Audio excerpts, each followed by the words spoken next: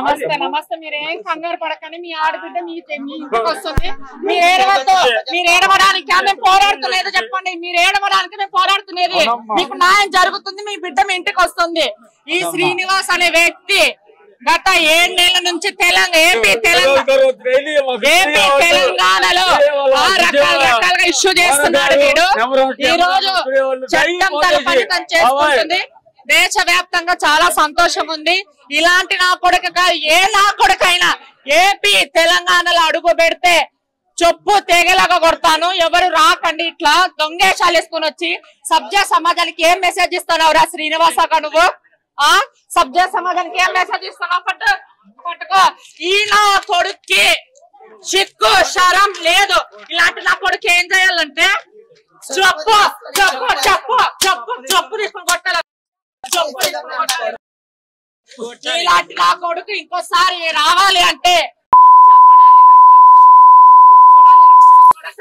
ఎంత చేస్తారా నీ ముండామయ్యా? అసలు కడుపు కండం తింటారా? పెంట తింటావరా? ఒక ఆడబిడ్డలకి ఇట్లా మోసాలు చేస్తావరా? సభ్య సమాజానికి ఏం మెసేజ్ ఇస్తారంటే చెప్పు తీసుకొని కొడతా. ఎవరు లేరు అనుకుంటున్నావా? ఏపీ ఎలా శిక్ష పడాలో మేము చూస్తాంరా. ఏమనుకుంటున్నారా? వాళ్ళు ఎంత ఘోరన ఏడుస్తున్నారా? సభ్య సమాజానికి ఏం మెసేజ్ ఇద్దామని వాళ్ళ తల్లి వాళ్ళ జైల్లో పెట్టాలి. అక్కడ కూడా నడిపిస్తాడు.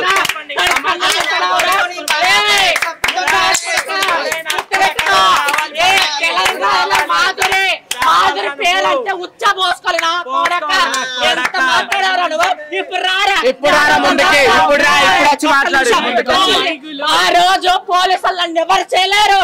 ఆ ఘోరాన్ని ఈ రోజు నీకేం చేయలేదు చేస్తారు. నీకేం చేయలేదు చేస్తారు. నా కొడక తిండి తిప్ప లేకుండా మీడియా వాళ్ళు మేము శివరుద్ర గారు పోరాడుతున్నకి నీకు శిక్ష పడాలని ఇంకొకరు నేర్చుకోకూడదు. అర్థమైందా? ఖబర్దా. కృతజ్ఞత లెటర్ కూడా నేను ఇప్పిస్తాను.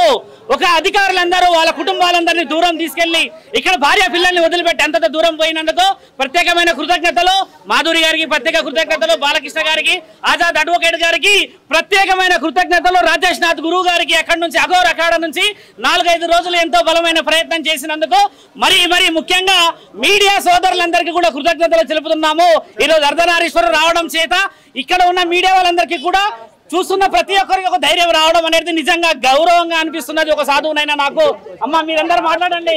సంధ్య గారు మీరు మాట్లాడండి. అమ్మా మీరు బయటకు వచ్చారు. ఆజాద్ గారు బయట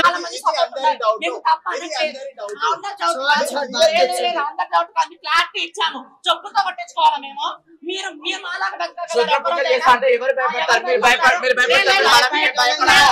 భయపడట్లయితే అప్పటి నుంచి ముందుకు రాకపోతే ముందుకు రాకపోతే ఎవరేం చేసా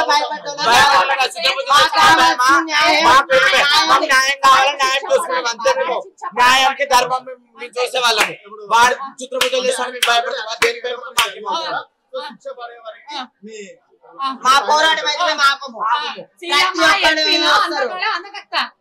ఏంది చెప్పండి. కొట్టంగాడు వాడి గురించి ఏం మాట్లాడతారు? మా జీవితాల గురించి మాట్లాడండి సార్. మా కష్టాల గురించి మాట్లాడండి. ఈ రోజు ప్రతి ఒక్కరు బ్లేమ్ చేసి బతుకుతున్నాడు నా కొడుకు. వాళ్ళు చెప్పుతో కొట్టి మరి చెప్తున్నారు.